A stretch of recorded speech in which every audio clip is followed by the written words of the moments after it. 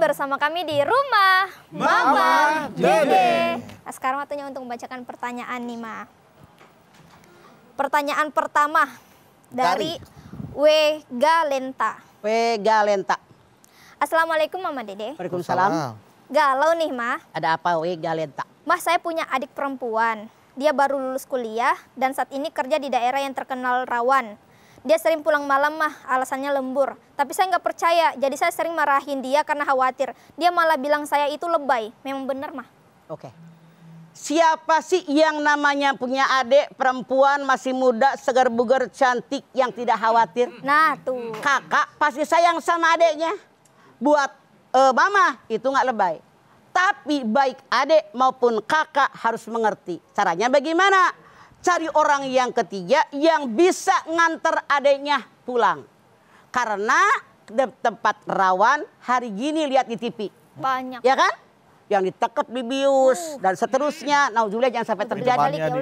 Betul. Makanya justru adiknya harus bersyukur, kakaknya menyayangi, memperhatikan adiknya. Adiknya harus terima kasih. Harusnya lihat di kantornya kalau kakaknya nggak percaya. Masa lembur tiap hari? Ya kan?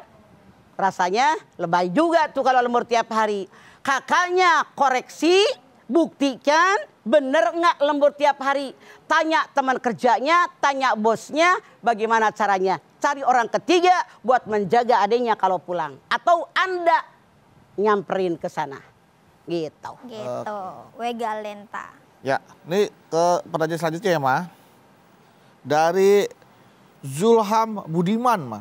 Bang Zulham Budiman. Iya. Nah itu Julaiha. Bukan. Zulham Budiman. Ya. Itu yang bisa ke Tegal tuh ada Budiman. Budiman itu bus yang di Ciamis Jakarta. Ciamis Jakarta ada ya. Hafal lah Mas Badul. Oh, iya kampung gue. Iya. Assalamualaikum Mamah Dede. Waalaikumsalam Zulham. Galau nih, Mah. Ada apa Zulham? Mah, saya pernah sakit hati sama mantan pacar istri saya. Mantan pacar istri saya. Terus ngerti. Ngerti ya? Saya nggak ngerti ini. Karena dia pernah menggoda istri saya. Oh, mantan pacar istrinya ya. Terus? Jadi saya jadi benci sekali setiap mendengar nama yang mirip dengan nama laki-laki itu, Mah. Oh, oke. Orang-orang bilang pengalaman pribadi. Iya nih. Lanjutannya adalah, nah, saya tuh benci banget, Mas, sama kalau dengar nama orang yang mirip dengan nama laki-laki tersebut. Mau misalkan namanya Agus, wah benci banget sampai nama Agus misalkan gitu kan. Nah, orang lain bilang orang-orang tuh bilang saya tuh lebay, Mas. Betul. Tapi saya ingin menjaga rumah tangga saya, Mas. Saya harus gimana, Mas, gitu. Jul, jangan lebay. Tuh, Bang Jul. Karena semua orang punya masa lalu. Jangankan bini lo aja pasti punya masa lalu. Sebelum lu nikah sama bini lu kan punya cem-ceman di sana. Oke? Jangan munafik jadi orang. Semua orang punya masa lalu. Yang penting sekarang lu milik gua. Digodain sama mantan doinya. Jangan sakit hati. Kok sampai sekarang dia setia? Itu lebay, itu dia. Itu yang lebay. Betul. Padahal walaupun dengan alasan doang. untuk menjaga rumah tangga ya, Mas. Apalagi tiap denger namanya sama benci. Enggak. Kebetulan namanya sama. Lu mikir Jul, gak boleh begitu. Karena walau bagaimanapun juga sekali lagi nama itu banyak tuh repot Makanya amat Jul. supaya nggak sakit hati, nanti kalau punya anak laki-laki kasih nama anak mantan istrinya ya, Mas. Biar jadi sayang sama anak laki-laki. Enggak. Tapi mending kalau jadi sayang, jadi gedek. Oh iya. Bisa diketok tuh anaknya lagi tidur. Jangan. Itu saran yang sangat salah. Itu Bang Jul. Bang Jul ya. Jadi terlalu berlebihan alias lebay. Itu lebay. Yang salah Jul. Karena dia berpikir dia tidak bisa masa lalu. Semua punya masa lalu. Berarti Zulham Budiman kita ganti nama jadi Zulham tidak Budiman. Nah, Zulham Pika Sebelen. Zulham Pika Sebelen. Ya. Zulham Pika Sebelen. Karena tidak Budiman dia sebel. Kalau Budiman kan baik. Baik. Manis budi. Nah, ini lebay. Iya. Kita lanjut ya, silakan. Pertanyaan selanjutnya nih, Mah. Dari Arafah, Musdalifah. Musdalifah, Pak. Dari Adriana BF. Ya. Hah? Apa sih, Pak? Adriana BF. Oh, best friend. Best friend.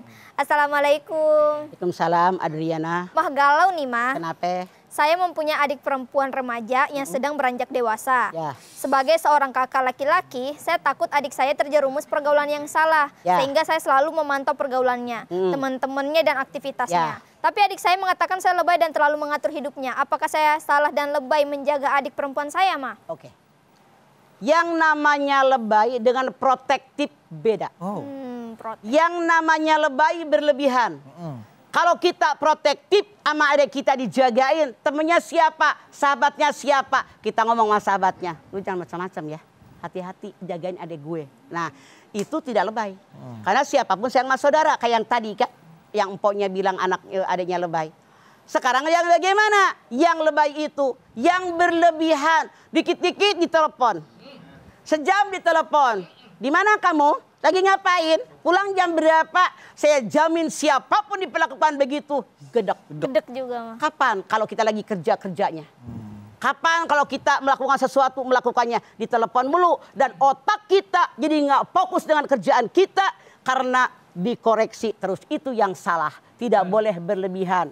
Khairul umur awsatuha, yang paling baik yang sedang-sedang saja. Nah, ini dalam mendidik anak juga mah bagaimana sih mah marahnya orang tua kepada anak agar tidak dianggap lebay dan berlebihan itu mah. Oke.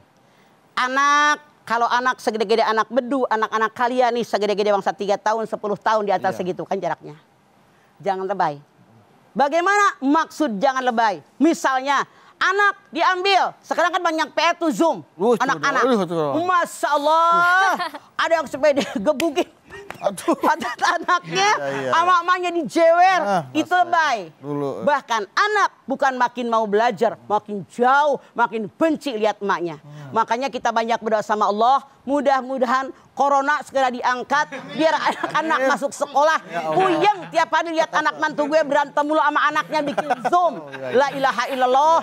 Coba kalau yang anaknya 1, 2 mending, yang anaknya 4. Anak apa yang paling gede anaknya 4. Sok. Capek. Aduh, ngurusin Zoom doang udah berantem sama anak. Ada yang pakai sisiran yang digebuk, pakai gantungan baju. Ada yang pakai air, ada yang betot-betot bajunya. Nah ini yang lebay. Kita tahu anak harus belajar. Di sekolah memang harus ada laporannya. Kita bujuk pelan-pelan. Yuk nak, ayo nge-Zoom yuk sama mama yuk. Yuk satu-satu. Tapi terus terang, gara-gara corona ini jadi tukang nasi yang mateng jadi laku.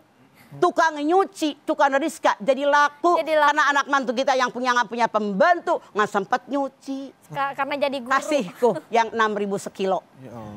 Beli tuh makanan jadi. Nah ini makanya sekarang kita berdoa biar kita tidak menjadi orang yang lebay. Mudah-mudahan corona segera diangkat. Karena saya melihat tidak sedikit ibu-ibu muda segede-gede emak bini lo toh. Pada galak sama anaknya. Jadi anak-anak tahu ternyata ibu guru di sekolah lebih baik daripada ibu guru yang di rumah. Karena emaknya pada galak. Nah ini yang lebay. Ngajarin anak sampai dipukul, sampai dimaki-maki, dibentak. Anak bukan makin dekat kepada kita, makin menjauh. Makanya hati-hati mulut kita. Banyak berdoa, diusap kepalanya. Nih, kalau kita ngasih minum, bikin minuman buat anak-anak, bikin masakan buat anak-anak, mohon sama Allah. Jadikan anak saya anak soleh, anak yang solehah ya Allah. Amin, ya Allah. Yang duduk sama orang tua, yang menyelamatkan dunia akhirat. Tidak ada salahnya daripada kita maki-maki anak, ngegebukin anak, emaknya emosi, anaknya emosi, PR nggak selesai. Itu yang lebay. Hati-hati bedu.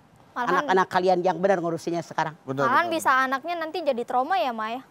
Bukan bisa-bisa, kebanyakan. Gara-gara Zoom tiap hari. Emaknya, ada yang emaknya nggak bisa bikin PR matematika. Ya Allah, kasihan banget ya.